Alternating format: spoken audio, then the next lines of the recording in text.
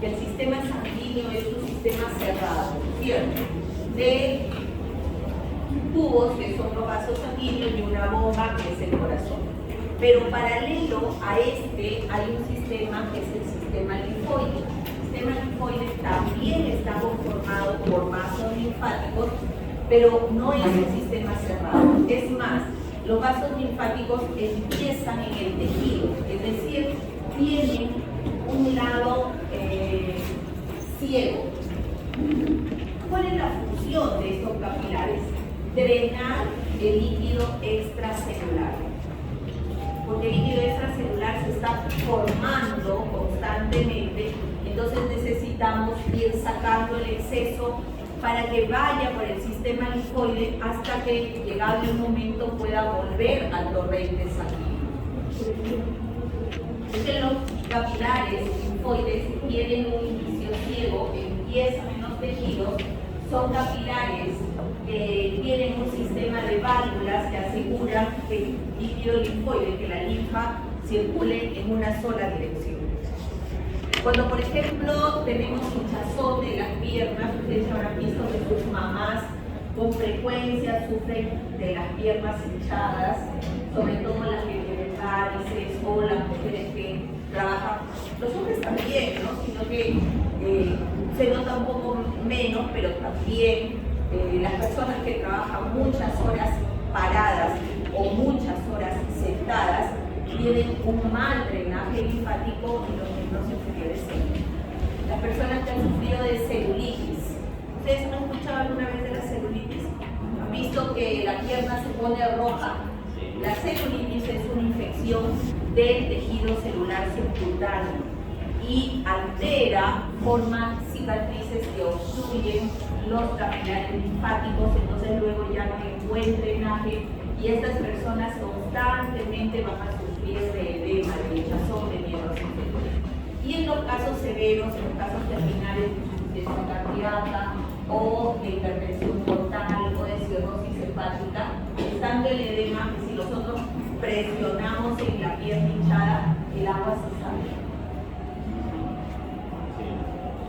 Todo eso se debe a que en el caso de la insuficiencia cardíaca, por ejemplo, o de la cirrosis, es tanta la sobrecarga que los vasos linfáticos no alcanzan a drenar toda la linfa. Al sacar el líquido extracelular sobrante, los capilares linfáticos no solamente sacan este líquido, sino que también van a llevar los elementos extraños, restos de metabolismo, toda la basura, digamos, que hay en esta zona se va a drenar a través del sistema linfático. Pero los vasos linfáticos cada cierto trecho van a pasar por unas estaciones cuya función es la de limpiar la linfa. Estas estaciones son los ganglios linfáticos. Por ejemplo, si ustedes en algún momento tienen un paciente que llega a la consulta porque les dice, doctor, mire, acá se me han aumentado, me han crecido unas bolitas, un montón de bolitas por acá. En todo el trayecto del esternocleidomastoideo, entonces tienen que buscar el foco de infección, ¿no? Probablemente es una infección crónica de la garganta o probablemente un problema pulmonar. A veces cuando hay tuberculosis aumentan los ganglios linfáticos del cuello. Cuando los problemas son en miembros inferiores, crecen de tamaño los ganglios linfáticos de la región inguinal. En las pacientes que tienen cáncer de mama se estudia el ganglio centinela. ¿Qué es el ganglio centinela? Se coloca un pigmento en la mama y se lo sigue mediante estudios de imágenes, y el primer ganglio que se pinta, este es el ganglio centinela, es decir, es el primer ganglio por donde pasan los vasos sanguíneos que están drenando la zona enferma. ¿Por qué se saca, por qué se estudia el ganglio centinela? Porque allí está la mayor posibilidad de metástasis de un cáncer de mama. La primera metástasis del cáncer de mama generalmente es al ganglio centinela. Si ese ganglio está limpio, podemos pensar de que cáncer no hay demasiado. La función de los ganglios es limpiar la linfa, es detener el avance también de las enfermedades como las ¿Qué dijo enfermedades infección de por los inferiores ganglios? y vemos cómo es el recorrido de la linfa. Del lado izquierdo se drena casi todo el organismo y del lado derecho solamente se drena el emitórax derecho. Pero ¿cómo es un ganglio linfático? Un ganglio linfático es pequeñito, es como un frijol, pero una vez que ha crecido por algún proceso inflamatorio, infeccioso, ya no vuelve a su estado original. Disminuye de tamaño, pero no es como al principio, que si nosotros nos tocamos, no nos tocamos nada. Pero las personas que han sufrido constantemente en la niñez de infecciones de la garganta, tóquense y van a encontrar unas bolitas aquí debajo del maxilar. Estos son los ganglios submaxilares que generalmente ya quedan aumentados de tamaño. Sobre todo las personas que han sufrido el proceso reiterativo de la garganta. Pero si no hemos sufrido ningún proceso inflamatorio, son tan pequeñitos que no los tocamos. Como les decía, tienen la forma de un frijol, quiere decir que tienen una superficie convexa y una superficie cóncava. Los ganglios linfáticos están envueltos por una cápsula de tejido conectivo y por fuera de esa cápsula de tejido conectivo siempre hay tejido adiposo, es decir, están rodeados de grasa. La cápsula, por el lado convexo, está perforada por los ganglios y por los vasos linfáticos aferentes. Aferentes significa que vienen. Los vasos linfáticos aferentes llegan por el lado convexo del ganglio, perforan la cápsula del ganglio y vierten su contenido al seno subcapsular, que es un espacio que queda debajo de la cápsula. Esta misma cápsula va a emitir unos tractos que van a formar los senos trabeculares, que van a llevar la linfa a través de estos senos trabeculares hasta los senos medulares, hasta la médula del ganglio linfático. Pero el ganglio linfático, como todos los órganos, tiene dos componentes. Tiene un componente celular y tiene un componente de sostén. El componente celular del ganglio linfático divide el ganglio en tres zonas. Tenemos la parte más externa, que es la corteza del ganglio. La corteza está formada por unos agrupamientos circulares de linfocitos B que se llaman folículos. Entonces, en la corteza tenemos agrupamientos de linfocitos B, agrupamientos circulares de linfocitos B que se llaman folículos. Por debajo de la corteza tenemos la paracorteza, o como la llaman otros autores, la corteza interna, donde no hay folículos, sino que hay una gran cantidad de linfocitos distribuidos de manera homogénea, pero esos son linfocitos T. Entonces, en la corteza tenemos linfocitos B, que forman los folículos, y en la paracorteza los linfocitos T. Ese es el componente celular. Además de esos dos tipos de células, en el ganglio linfático tenemos otras células, como por ejemplo los macrófagos.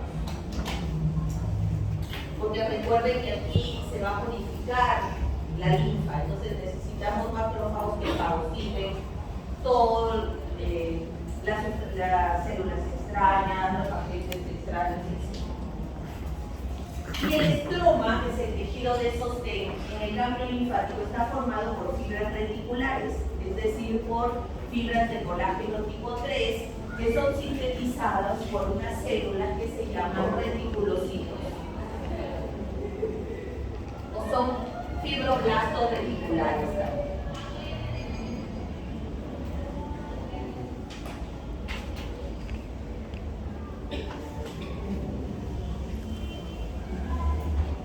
Una vez que la linfa ha llegado a la médula, de aquí ya va a salir del ganglio a través de los vasos linfáticos eferentes. Eferentes significa que se va. En este corte histológico podemos ver la cápsula del tejido conectivo, debajo el seno subcapsular, donde podemos ver, además de la linfa, los macrófagos que están haciendo su trabajo de identificar a los agentes agresores y fagocitarlos. Y vemos también algunas células reticulares, y debajo vemos la corteza, que como algunos autores le llaman corteza externa, porque llaman corteza externa y corteza interna, y otros autores llaman corteza y paracorteza.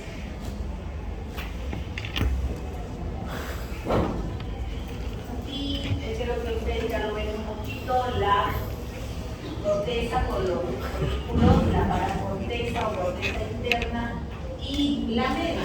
La médula del ganglio está formada por dos estructuras: los senos medulares, que son capilares sinusoidales, y los cordones celulares medulares. Estos cordones celulares medulares están formados por linfocitos, por macrófagos, monocitos e linfocitos.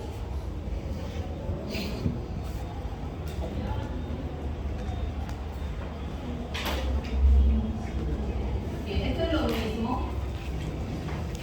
Habíamos dicho que los folículos eran agrupamientos de linfocitos B, pero los folículos son de dos tipos: folículos primarios y folículos secundarios. Los folículos primarios son folículos donde los linfocitos B nunca han tenido contacto con un antígeno, entonces son linfocitos vírgenes. Estos folículos se caracterizan porque es un agrupamiento homogéneo de linfocitos B. Es como si todos fueran médicos generales, ¿no? Pero llega un momento en que ese folículo va a entrar en contacto con el antígeno. Cuando entra en contacto con el antígeno, va a cambiar el folículo y los linfocitos van a tener que optar por una u otra especialidad. Entonces, se va a convertir en un folículo secundario, que es como el que ustedes están viendo acá. El folículo que tiene en el centro una zona más clara, que se llama centro germinal o centro germinativo. Y la parte de afuera, la parte oscura, se llama zona del manto. Entonces, en los folículos secundarios tenemos la zona del manto y el centro germinativo. Pero el centro germinativo, a su vez, tiene zonas. Tiene una zona clara y una zona oscura.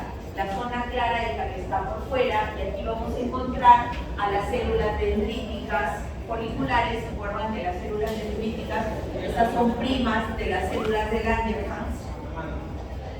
Encontramos acá centrocitos y encontramos aquí dos tipos de linfocitos B. Aquí se han especializado los linfocitos B y algunos se han convertido en células plasmáticas, que son las células que van a sintetizar los anticuerpos, las que van a fabricar las inmunoglobulinas, y luego tenemos los linfocitos B memoria.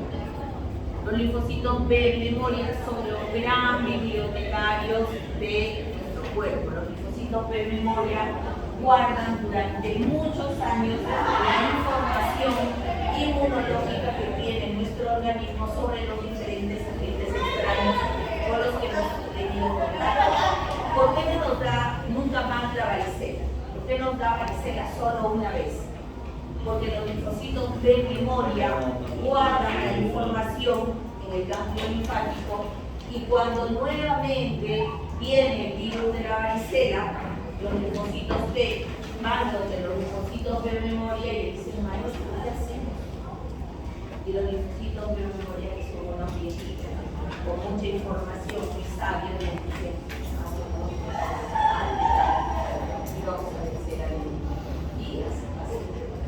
es que hay enfermedades que nos dan una sola disciplina.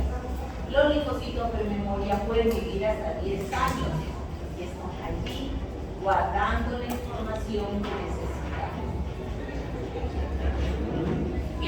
están en la zona oscura unos linfocitos B, que son unos linfocitos muy grandes, que se llaman centroblastos. ¿Qué significa blasto? ¿No? Un blasto es un core. Los centroblastos son linfocitos que han pasado por un proceso que se llama hipermutación somática.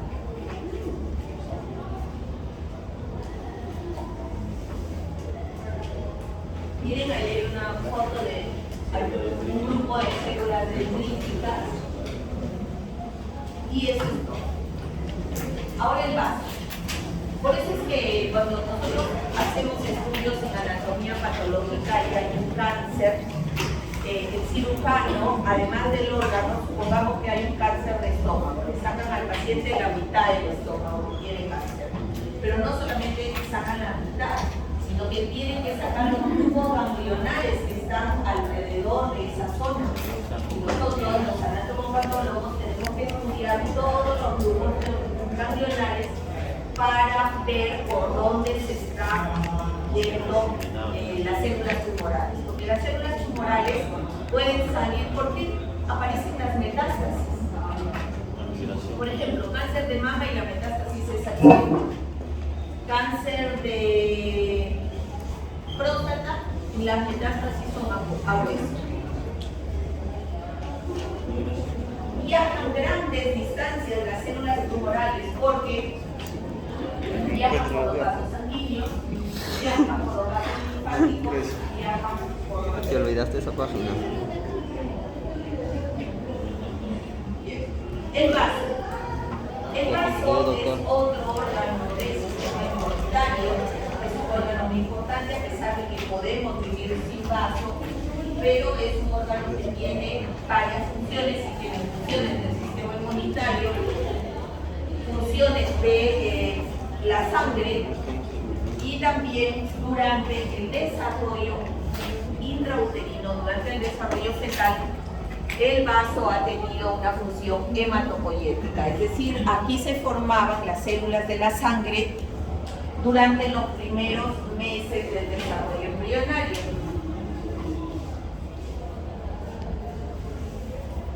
La función que tiene en relación al sistema inmunitario es la capacidad de formación de los anticuerpos y también la proliferación y capacitación de los linfocitos B y los linfocitos T. Recordemos que los linfocitos T, su principal capacitación se da en el timo. Los linfocitos T nacen en la médula ósea y luego se van a capacitar hacia el timo. Y recién, una vez que están capacitados en el timo, son enviados a los diferentes tejidos, porque son como soldados que tienen su centro de operaciones, que son los ganglios. Ahí se encuentran ejercitándose siempre, esperando que llegue algún agente extraño para salir corriendo en pelotones a defender a los programas. Y de parte de la sangre, la función del vaso es la hemocateresis, es decir, la eliminación de los eritrocitos viejos. Hemocateresis.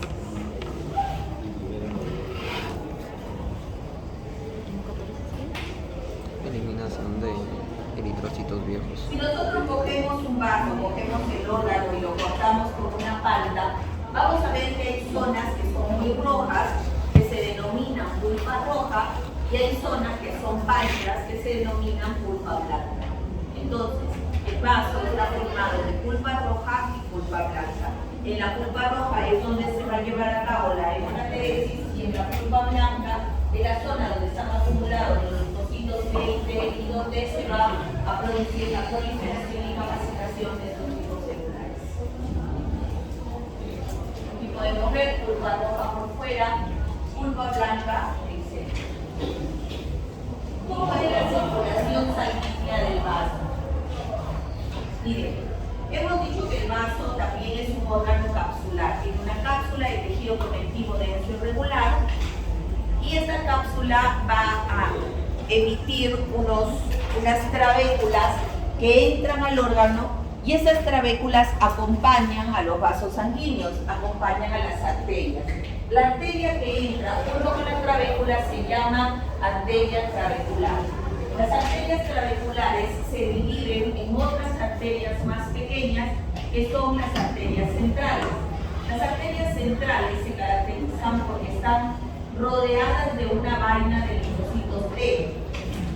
Entonces, si yo tengo una arteria central rodeada por una vaina de linfocitos T que pasa al lado de un folículo linfoide, porque acá también hay folículos linfoides.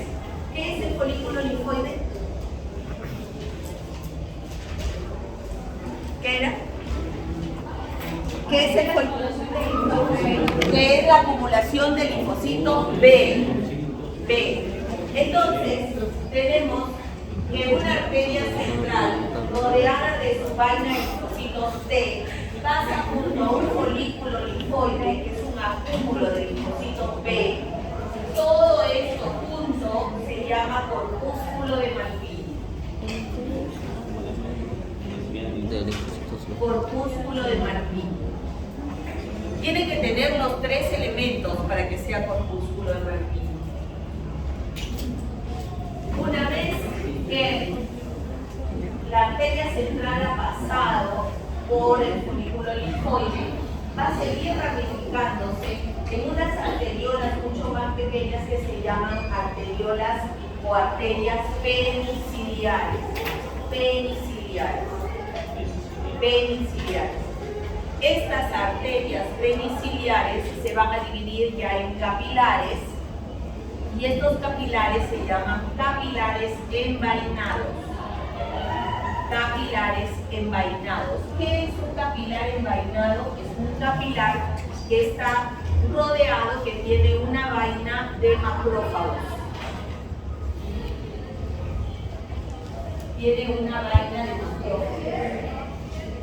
A partir de acá, a partir de los capilares envainados, podemos ver dos tipos de circulación de vasos: circulación abierta y circulación cerrada. ¿Cuándo es circulación abierta? Circulación abierta es cuando, al terminar el capilar envainado, termina y la sangre sale al estroma del órgano. Y luego esa sangre que se derramó por acá va a ser recogida por los sinusoides esplénicos y luego llevada por el sistema venoso. Esa es la circulación abierta. Y la circulación cerrada es cuando la sangre de los capilares envainados pasa directamente a los sinusoides esplénicos y luego al sistema venoso. ¿Tenemos alguna duda?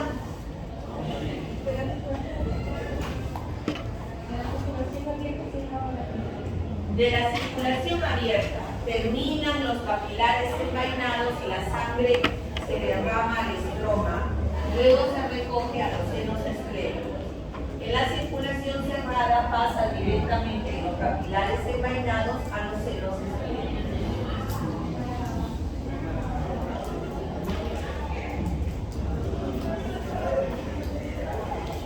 Hasta ahí hemos visto la pulpa blanca, que es el lugar donde se realizan las funciones inmunitarias. Ahora la pulpa roja.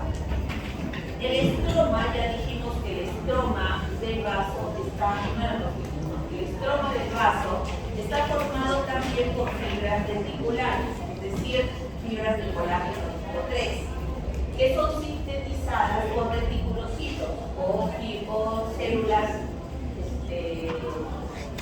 fibrodenticulares. Aquí en la pulpa roja pasa la función de hemopateresis, es decir, aquí se eliminan los eritrocitos viejos. Y luego de aquí pasa la sangre a los senos esplénicos. ¿Cómo es la histología de los senos esplénicos? ¿Cómo son los capilares sinusoidales? ¿Cómo son los capilares sinusoidales? Son grandes, lacunares, con un endotelio discontinuo, ¿no es cierto?, que deja espacios entre las células por las cuales pueden pasar. Entre las células endoteliales, espacios por donde puede pasar cualquier célula. Aquí podemos ver varios corpúsculos de Maldini, que ya lo tienen que ver ustedes en su práctica. Por acá. Y en los senos, estos son los capilares sinusoidales. Entre los capilares sinusoidales hay agrupamientos celulares, linfocitos, macrófagos, monocitos, que los macrófagos sobre todo se van a meter a los sinusoides para captar a los eritrocitos viejos de la carne. Miren aquí, las diferentes flechas señalan las aberturas entre las células endoteliales por donde puede pasar una célula o un elemento forme.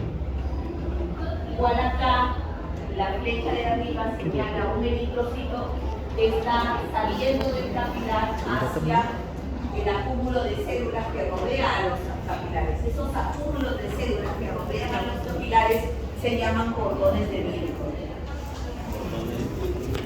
Cordones de vidrio.